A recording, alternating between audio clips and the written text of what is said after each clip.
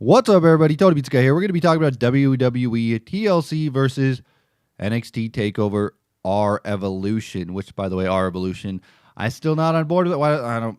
Whatever. That's a name. That's for a different day. Let's talk about this though. Let's first touch on WWE TLC. Now, I will say the best match of the night had to be the opening ladder match. I mean, Dean Ambrose and Bray Wyatt was great, but they had that really terrible finish that ruined it for me. And let's just talk about that, though. We'll come back and talk about the opening match and how good it was. But let's talk about the ending. I feel like with Bray Wyatt, they feel like they have to do some crazy ending to Bray Wyatt, and they can't just have a match finish. And it seems the same with Dean Ambrose. They like to do all this goofy stuff with Dean Ambrose.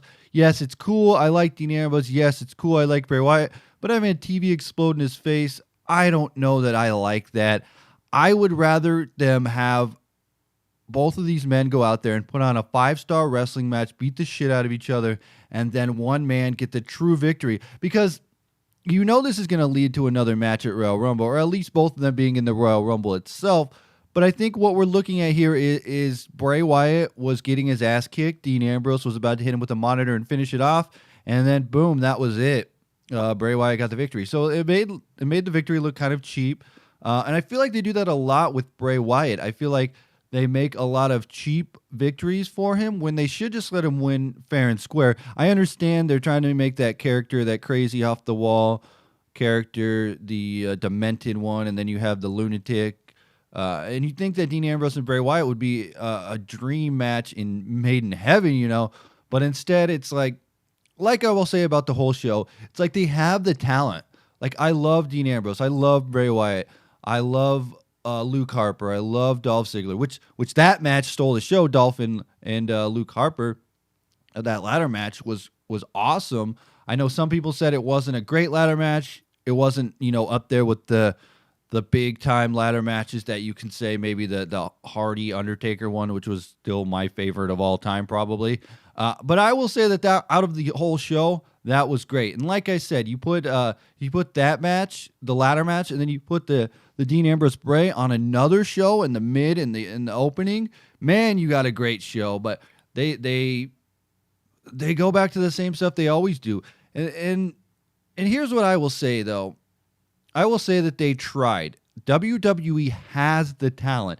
That is the thing. They have the great stars. Like Dolph Ziggler, Luke Harper, that's a match I wanted to see. Just those names alone are the two that I want to see. Dean Ambrose, Bray Wyatt, that's another match I wanted to see, but they don't have the creative. They don't have the writing. I don't know what they come up with, but it's just not the writing that we want.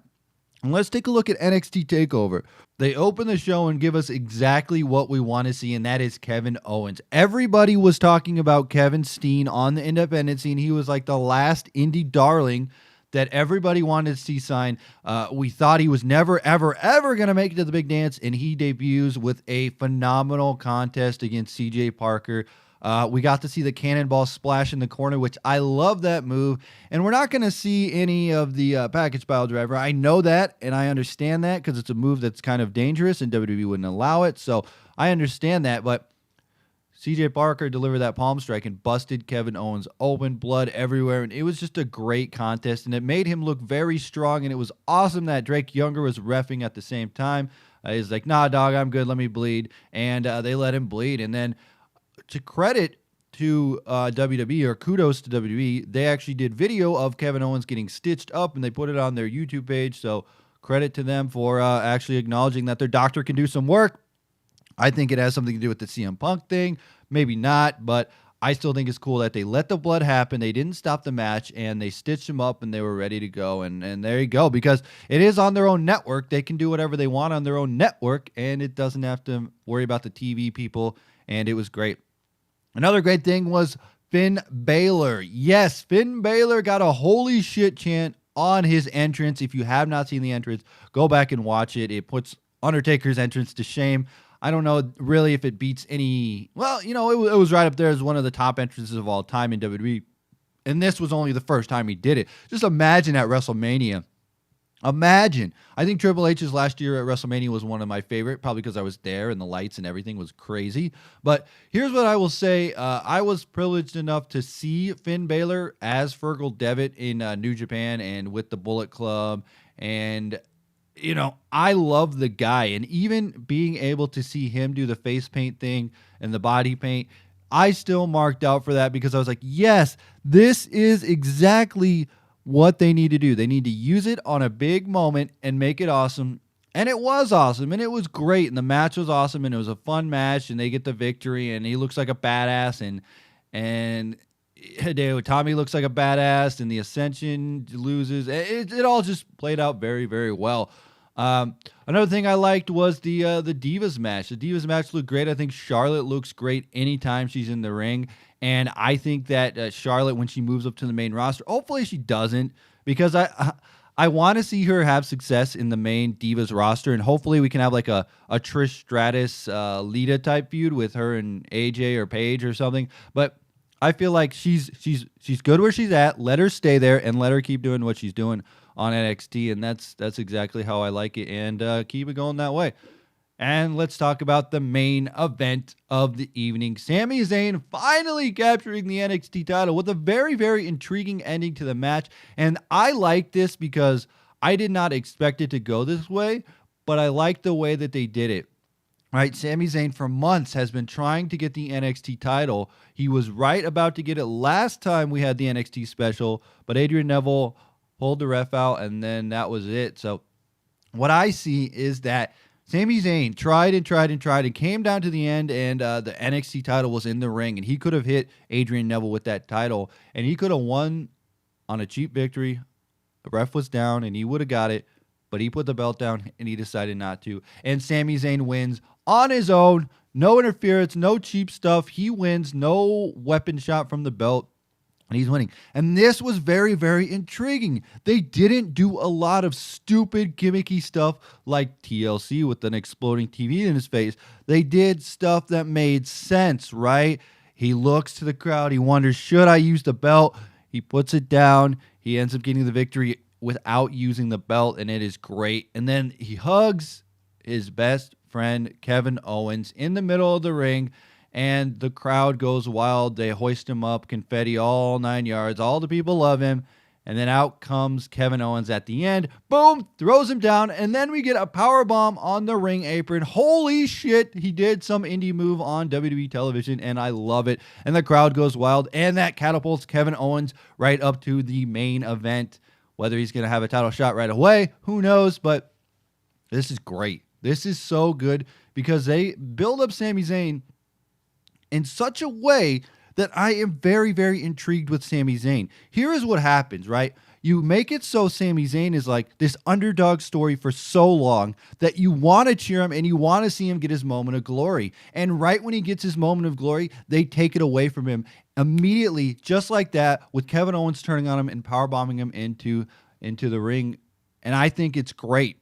I think it's such a smart move. And I think whoever is writing and booking NXT is making some very genius moves, because this is a story that I care about. Not a lot of people can say that they care about a character like you care about Sami Zayn. You finally build him up and build him up and build him up, and you want him to have his moment of glory, and right when he has it, it's taken away again by Kevin Owens. And this is going to be very interesting to see what happens with Adrian Neville's character, if he gets going up to the main roster or if he's going to stay on NXT. But it's very interesting because he essentially has a rematch clause. That's how every title goes if you have a rematch clause. And even with Kevin Owens coming in, is Adrian Neville and Kevin Owens going to have a match because he's taking his spotlight and his rematch clause?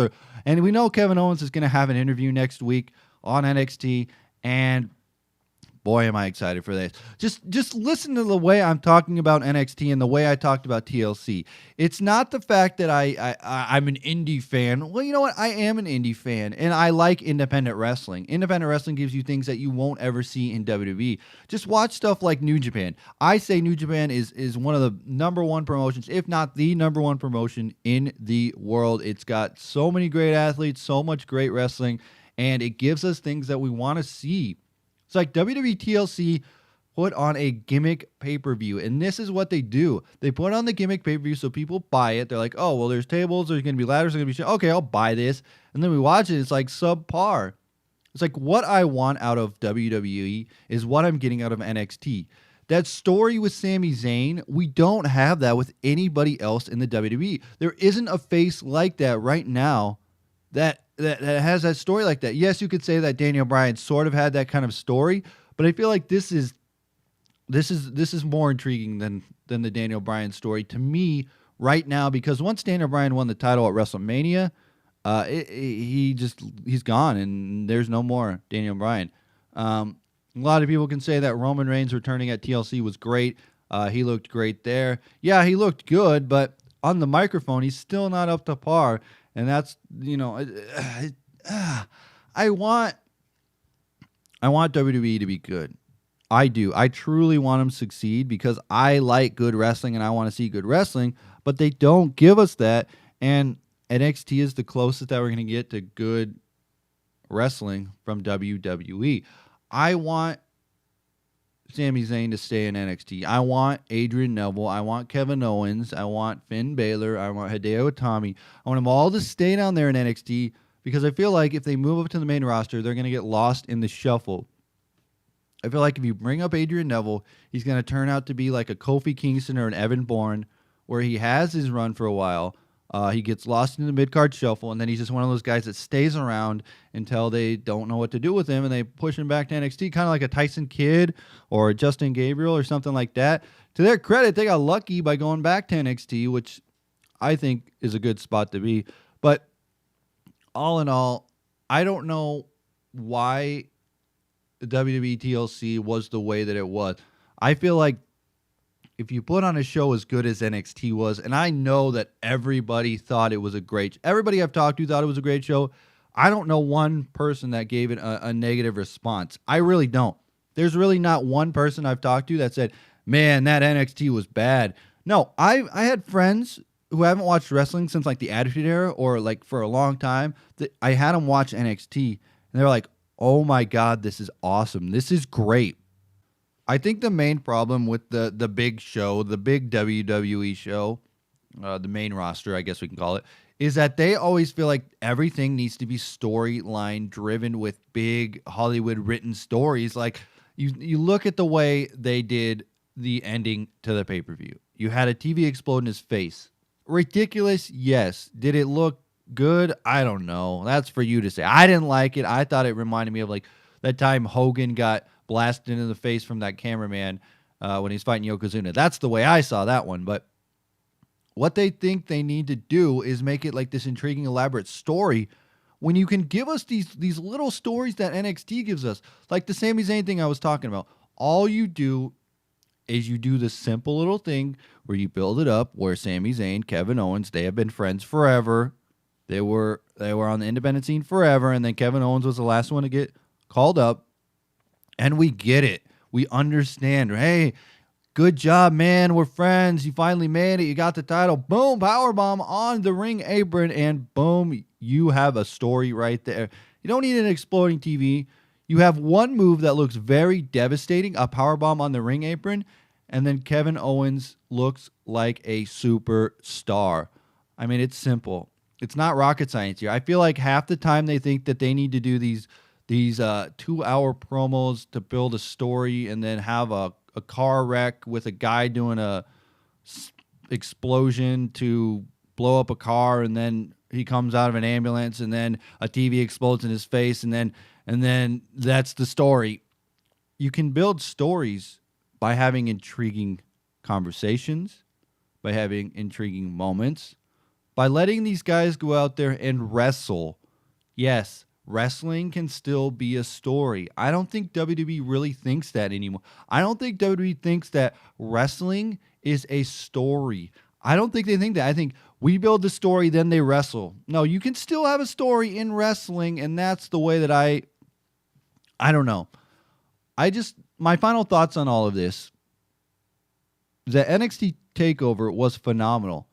WWE TLC was subpar. There was a couple of good moments at WWE TLC, but for the most part, it wasn't good. I remember the days when they named pay-per-views after the superstars, not the gimmick matches that they were in. Anybody remember Rock Bottom? Anybody remember In Your House D-Generation X? Come on! Telling you, man. Yes, the Attitude Era was full of all these crazy off-the-wall storylines. But when it came down to it, when it really, really came down to it and it counted, we had those matches that told stories. This one right here, Rock, Stone Cold Steve Austin, WrestleMania 17. There was a great story told there. Building up to that pay-per-view was probably one of my favorite build-ups to any WrestleMania main event ever, probably. Just the way they told it. They let those two just tell the story. And it was all about, hey, we're going to fight, and it's going to be great. And it was great. And I don't know what WWE can do. I think NXT is phenomenal. I think if you want an alternative and you still want to watch WWE, watch NXT. If you want an alternative and you don't want to watch WWE, watch New Japan Pro Wrestling. Watch PWG. Anything else? Ring of Honor? There's another one. I will say this, though, as my final thoughts. NXT was great. TLC was subpar. Let me know your thoughts in the comment section below. Anyway, guys, hit that like button if you enjoy this. Tony Pizza Guy. Frag out.